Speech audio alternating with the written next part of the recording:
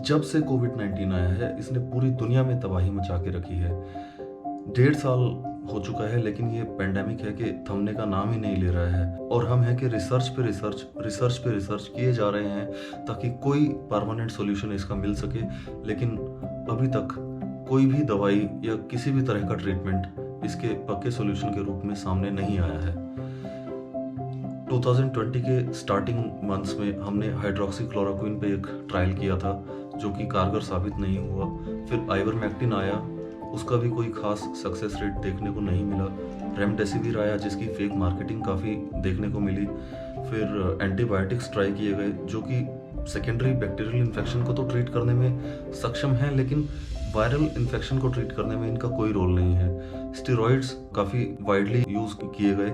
ये severe cases में symptoms को तो शांत करने में सफल हैं, लेकिन एज सच वायरल इन्फेक्शन को ट्रीट करने में इनका भी कोई रोल नहीं है। तो 1.5 साल हो चुका है, हमने काफ़ी ट्रायल्स किए हैं, लेकिन कोई परमानेंट सॉल्यूशन, कोई पक्का सॉल्यूशन अभी तक हमें नहीं मिला है।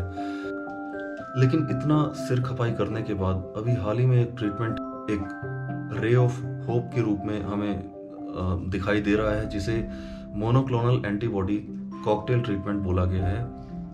ये एक ऐसा ट्रीटमेंट है कि जो एंटीबॉडीज हमारे बॉडी में नेचुरली बनती हैं किसी भी वायरस या किसी भी बैक्टीरिया के अगेंस्ट, उसी तरह की एंटीबॉडीज को लैब में बनाया जाता है। वो नेचुरल एंटीबॉडी के मुकाबले और ज़्यादा स्ट्रांग होती हैं, उनका स्पेक्ट्रम और ज़्यादा वाइड होता है। जैसे कि अगर कोई इंडिविजुअल एक पर्टिकुलर स्ट्रेन से इन्फेक्ट हुआ है तो थोड़े टाइम के बाद जब वायरस में म्यूटेशन होता है और एक नया वेरिएंट सामने आता है तो री इन्फेक्शन के चांसेस काफ़ी होते हैं। लेकिन अगर हम इन मोनोक्लोनल एंटीबॉडीज़ को उस किसी पेशेंट में इंजेक्ट करते हैं तो बिकॉज ये वाइड रेंज ऑफ वेरिएंट्स के अगेंस्ट काम करती हैं, तो फ्यूचर में होने वाले वेरिएंट्स को भी ये न्यूट्रलाइज कर सकती हैं।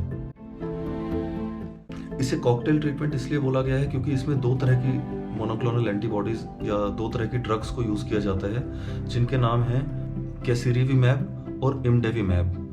कैसिरिविमैब 600 मिलीग्राम और इमडेविमैब 600 मिलीग्राम, टोटल 1200 मिलीग्राम की ये एक डोज बनती है।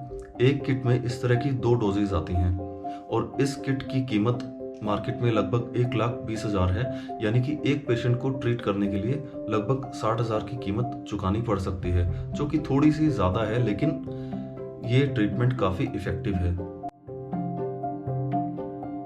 एक अच्छी ड्रग जो है कॉस्ट इफेक्टिव होनी चाहिए, इजीली अवेलेबल होनी चाहिए, उसके कोई साइड इफेक्ट्स नहीं होने चाहिए और वो एफिकेशियस होनी चाहिए, यानी कि उसके रिजल्ट्स अच्छे होने चाहिए। ये सारे गुण इस ट्रीटमेंट में हैं। ये ट्रीटमेंट माइल्ड टू मॉडरेट कोविड-19 केसेस जिन्हें ऑक्सीजन की रिक्वायरमेंट नहीं है, उनके लिए काफ़ी इफेक्टिव साबित हो रहा है।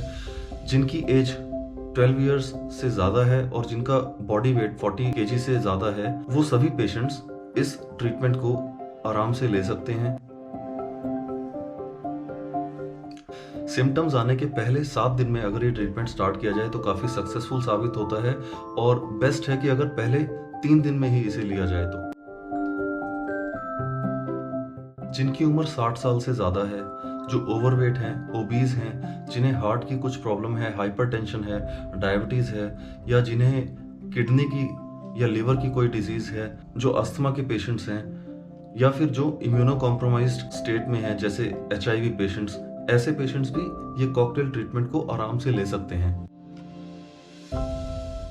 तो मुझे लगता है कि अब वो दिन दूर नहीं जब ये बहुत ही इजी ट्रीटमेंट के रूप में अवेलेबल होगा, हर हॉस्पिटल में अवेलेबल होगा, बल्कि हर फार्मेसी में अवेलेबल होगा। लेकिन अभी इसे पूरी तरह मार्केट में आने में थोड़ा वक्त लगेगा, क्योंकि अभी ये क्लिनिकल ट्रायल के फेज 3 में है। क्लिनिकल ट्रायल के टोटल 4 फेजेस होते हैं और किसी भी क्लिनिकल ट्रायल को पूरी तरह कंप्लीट होने में लगभग 12 से 14 महीने लग जाते हैं। तो हम ये मान सकते हैं कि आने वाले 3 से 4 महीने में ये ट्रीटमेंट पूरी तरह से मार्केट में अवेलेबल होगा और कोविड-19 के पेशेंट्स को अब उस तरह से जूझना नहीं पड़ेगा जैसे कि अभी जूझ रहे हैं।